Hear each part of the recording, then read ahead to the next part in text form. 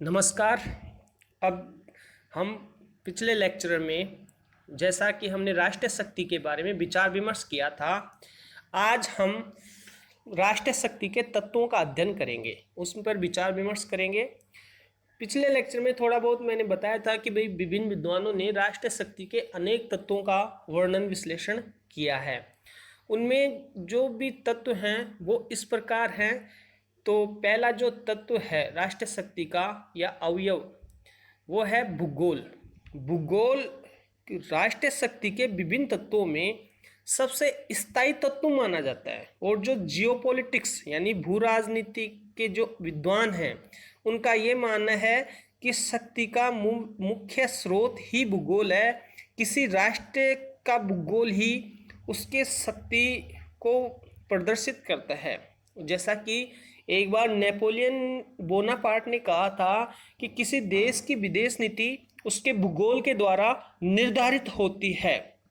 इस प्रकार भूगोल राष्ट्रों की शक्ति के लिए एक आधारभूत ढांचा प्रस्तुत करती है, और सबसे महत्वपूर्ण भौगोलिक घटक हैं वो इस प्रकार है: किसी देश का क्षेत्रफल, उसकी जलवायु, उसकी अवस्थिति, उसकी स्थलाकृति आदि।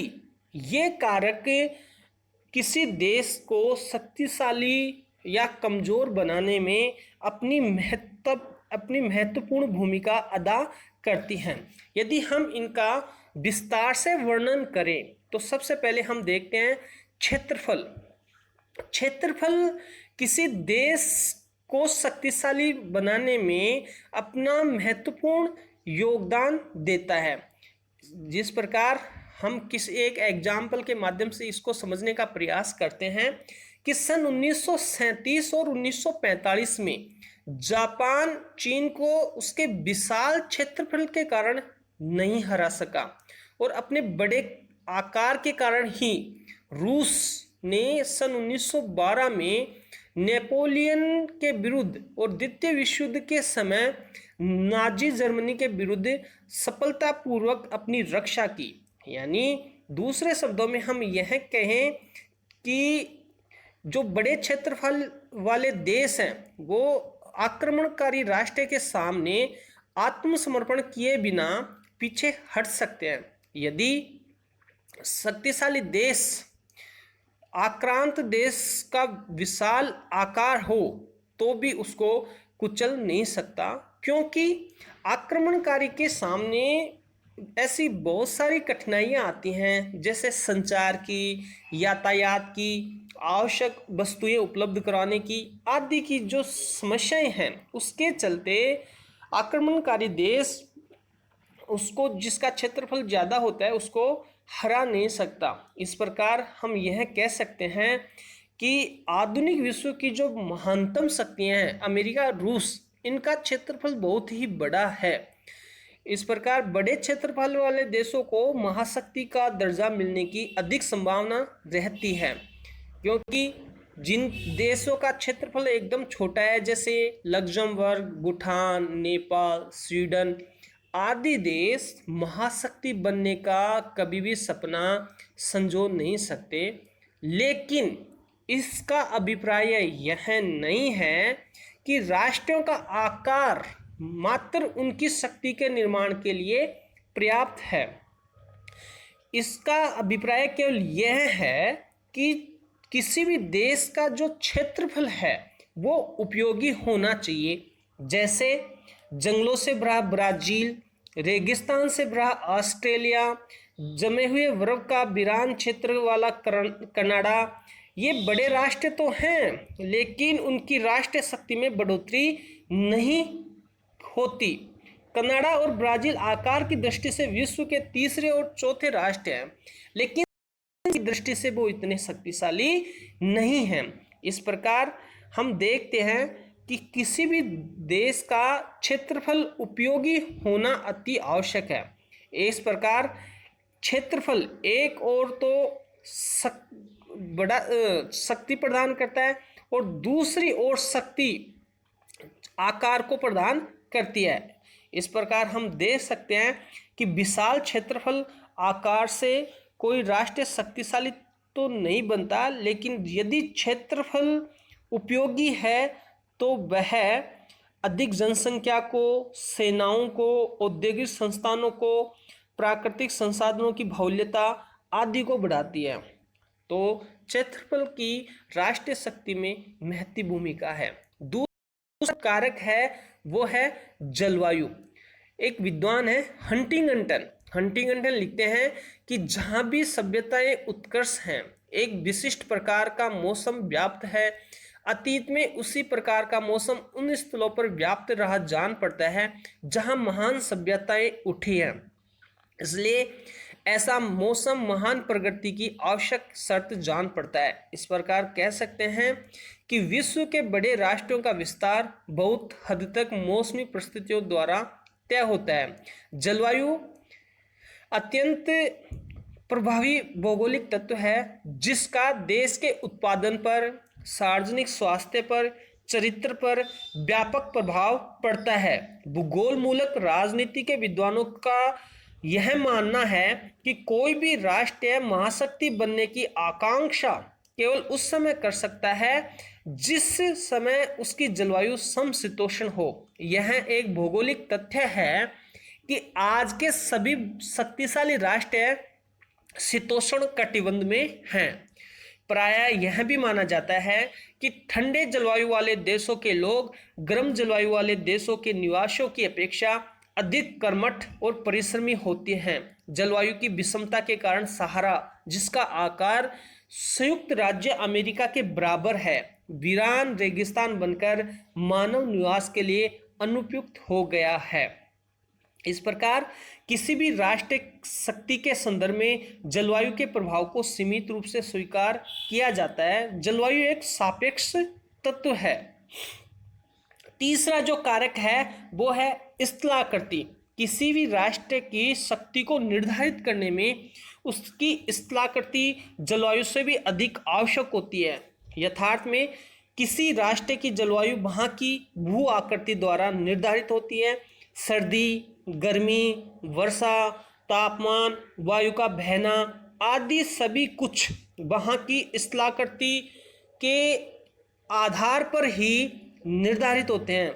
इस प्रकार स्थलाकृति के लक्षणों में राष्ट्रों के बीच की प्राकृतिक सीमाओं का निर्धारण होता है। नदियाँ, पर्वत, समुद्र से घिरे हुए राष्ट्र उन देशों से अधिक सुरक्षित होते हैं जिनकी सीमाएं प्राकृतिक नहीं होती।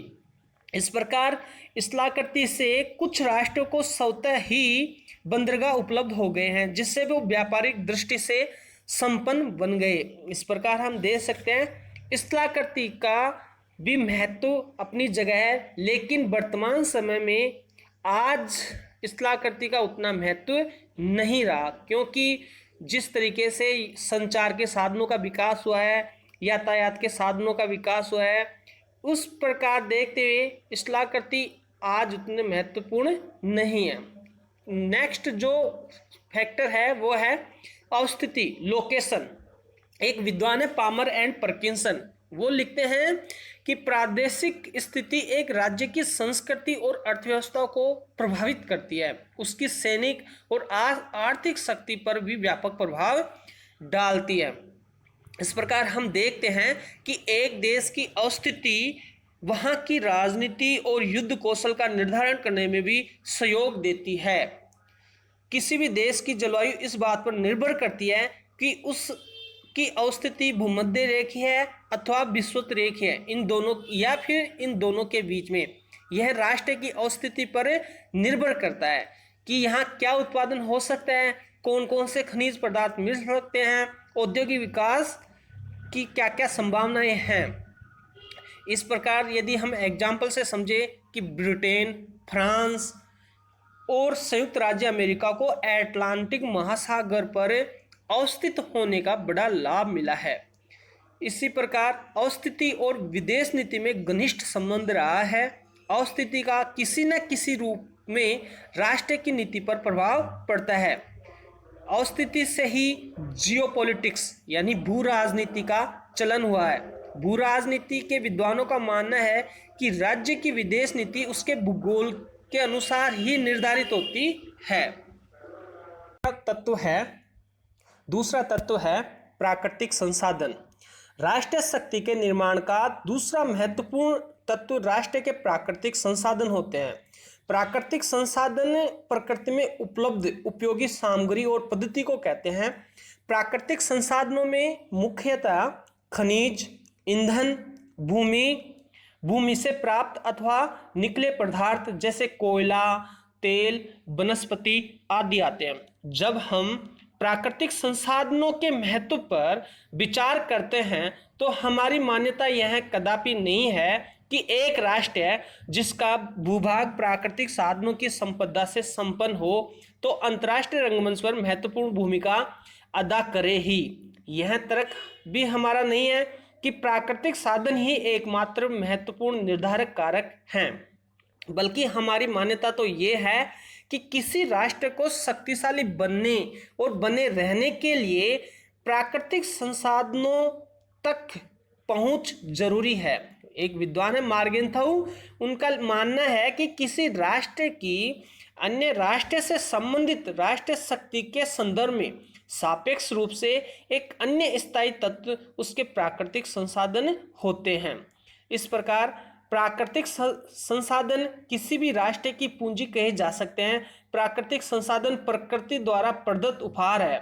पामर पर्किंसन लिखते हैं, कच्चा माल, खनिज पदार्थ, औद्योगिक शक्ति के साधन, खाद्य पदार्थ, कृषि उत्पादन आदि को प्राकृतिक संसाधन कहा जाता है। मार्गेंथाउ ने प्राकृतिक स्रोतों को खाद्यान्न और कच्चे माल कहकर पुकारा है।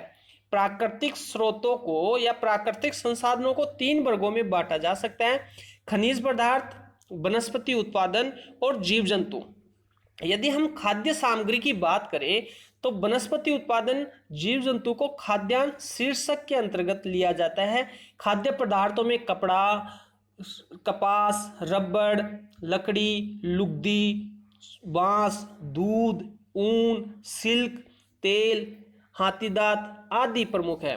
वह राष्ट्र जो खाद्यान्न के विषय में स्वावलंबी है उस देश से अपेक्षा अधिक लाभपूर्ण स्थिति में है, जिस दृष्टि से वह अन्य खाद्यान्न से संपन्न नहीं है, जिसे अपने लिए खाद्य पदार्थ आयात करना पड़ता है या फिर जो भूखों मरता है।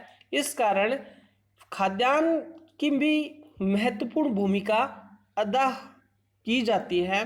ग्रेट ब्रिटेन की शक्ति और युद्ध के समय उसका जीवन ही इस बात पर निर्भर रहता है कि वह समुद्री रास्तों से कहाँ तक यातायात के लिए खुला रख सकता है ताकि वह अन्य देशों से अन्न ला सके, यानी खाद्यान्न ला सके। इस प्रकार खाद्य सामग्री या खाद्यान्न की महत्वपूर्ण भूमिका होती है। कच्चा माल का अर्थ विशिष्ट है। इनमें संसाधनों का प्रयोग औद्योगिक विकास के लिए होता है। पेडलफोर्ड और लिंकन का मानना है कि आधुनिक युग में औद्योगिकीकरण के बिना राष्ट्रीय शक्ति प्राप्त करना असंभव है और औद्योगिकीकरण के लिए कच्चे माल की आवश्यकता होती है। आधुनिक सैनिक बल के लिए कच्चे सामान की जरूरत होती है, क्योंकि युद्ध के संचालन